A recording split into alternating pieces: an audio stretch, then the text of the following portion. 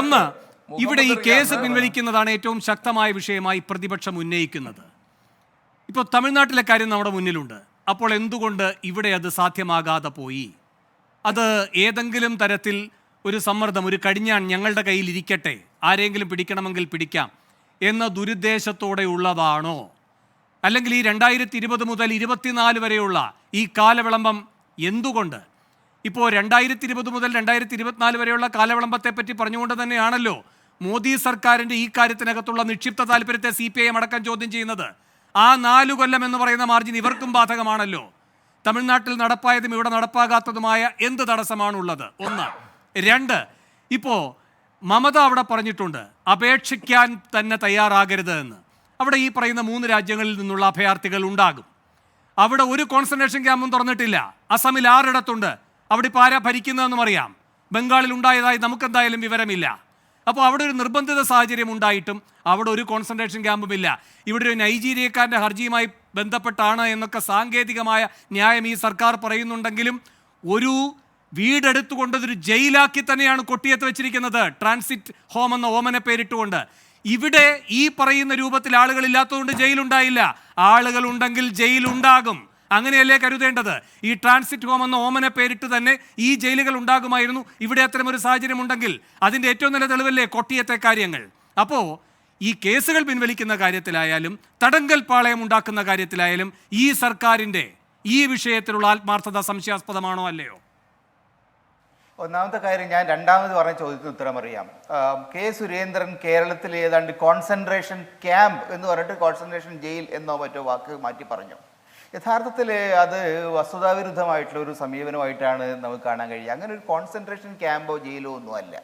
ഇത്തരത്തിലുള്ള സാധാരണ നിലയിൽ വരുന്ന വിസ ലംഘനവുമായിട്ട് ബന്ധപ്പെട്ട മറ്റു തരത്തിലുള്ള കേസുകൾ വരുന്ന സമയത്ത് അങ്ങനെയുള്ള ആളുകൾ താമസിപ്പിക്കാൻ സർക്കാർ ബാധ്യസ്ഥമാണ്. അത്തരം കേസുകളുണ്ടാകും. മുമ്പ് ഈ മാലിക്കാരായിട്ടുള്ള ചില ആളുകളുടെ വിസ നിയമവുമായിട്ട് ബന്ധപ്പെട്ട് കേരളത്തിലുണ്ടായ പ്രശ്നങ്ങൾ നമുക്കറിയാലോ. അപ്പം അത്തരം സന്ദർഭങ്ങളിൽ ഇങ്ങനെയുള്ള ആളുകളെ വിസ നിയമം ലംഘിച്ചാലും ശരി, പാസ്പോർട്ടിൻ്റെ വിഷയം വന്നാലും ശരി, അങ്ങനെ വന്നിരിക്കുന്ന ആളുകളുടെ കേസിൽ സർക്കാരുകൾ നടപടികൾ എടുക്കാൻ ബാധ്യസ്ഥമാണ്. അവർക്ക് താമസിക്കാൻ ജയിലിന് പകരമുള്ളൊരു സംവിധാനം ഉണ്ടാക്കി എന്നുള്ളത് ഒരു കോൺസെൻട്രേഷൻ ക്യാമ്പാണ്. ഇതെല്ലാം പിന്നെ അങ്ങനെ കരുതരുത്.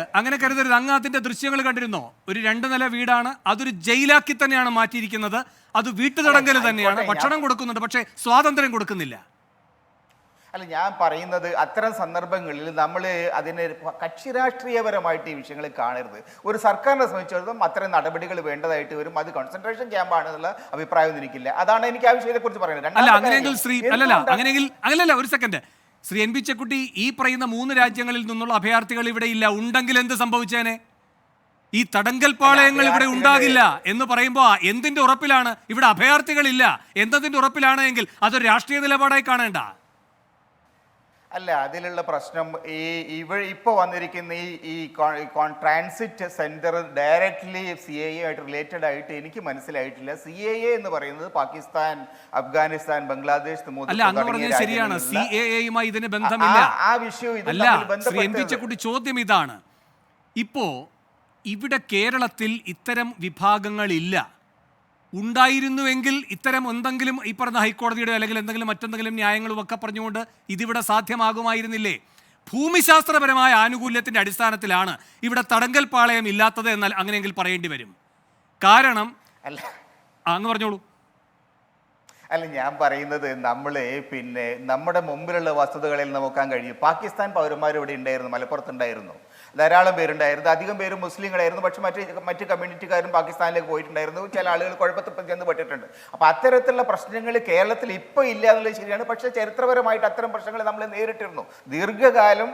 അപ്പോൾ ആ തരത്തിലുള്ള മറ്റ് വൈദേശിക പൗരത്വമുള്ള ആളുകൾ, നമ്മുടെ നാട്ടുകാരായിട്ടുള്ള ആളുകൾ അവിടെ കുടുങ്ങിയിട്ടുണ്ട്, ഇവിടെ കുടുങ്ങിയിട്ടുണ്ട്. അപ്പോൾ അത്ര പാരമ്പര്യം നമുക്കുണ്ട്, അതിനെക്കുറിച്ചുള്ള ഓർമ്മകളുമുണ്ട്. പക്ഷേ ഇപ്പോഴുള്ളൊരു പ്രശ്നം CAA-യുമായി ബന്ധപ്പെട്ട് കേരളത്തിൽ അങ്ങനെ ഒരു തടങ്കൽ പാളയങ്ങളൊന്നും ആരും ഉണ്ടാക്കിയതായിട്ട് എനിക്ക് ബോധ്യപ്പെട്ടിട്ടില്ല. അത് BJP-യുടെ ആളുകൾ പറയുന്നുണ്ട്. ശരിയായിരിക്കാം, തെറ്റായിരിക്കാം. രണ്ടാമത്തെ പ്രശ്നം എനിക്ക് പ്രധാനമായിട്ട് പറയാനുള്ള കാര്യം, കേരളത്തിൽ CAA-യുമായിട്ട് ബന്ധപ്പെട്ട് നടന്ന സമരങ്ങൾ 2019, 2020 ആ കേസുകൾ എന്തുകൊണ്ടാണ് പിൻവലിക്കാതിരുന്നത് ഇന്ന് വരെ കൺവിൻസിംഗ് ആയിട്ട് ജനങ്ങളെ ബോധ്യപ്പെടുന്ന രൂപത്തിൽ വിശദീകരിക്കാൻ കേരള സർക്കാരിന് കഴിഞ്ഞിട്ടില്ല.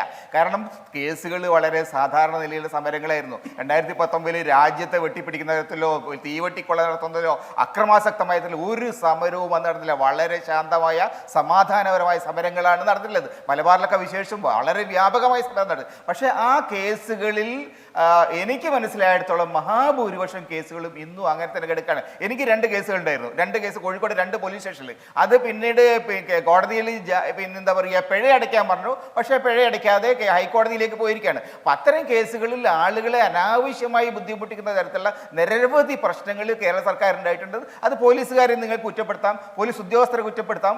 അതല്ലെങ്കിൽ സർക്കാരിൻ്റെ ഇക്കാര്യത്തിലുള്ള എന്താ പറയുക ഒരു ഡിറ്റർമിനേഷൻ സർക്കാരിന് വേണമെങ്കിൽ ഈ പ്രശ്നം പരിഹരിക്കാൻ അന്നേ കഴിയുമായിരുന്നു. അത് പരിഹരിക്കാനുള്ള ശ്രമം നടന്നിട്ടില്ല. ധാരാളം കേസുകൾ ഇന്നും നിലനിൽക്കുന്നുണ്ട്. ധാരാളം പേര് ആ കേസുമായിട്ട് ബന്ധപ്പെട്ട് കോടതി കയറി ഇറങ്ങിയിട്ട് കൊണ്ട് പലരും പിഴയടച്ചിട്ട് ഒഴിവായിട്ടുണ്ട്. ഇതാണ് വസ്തുത.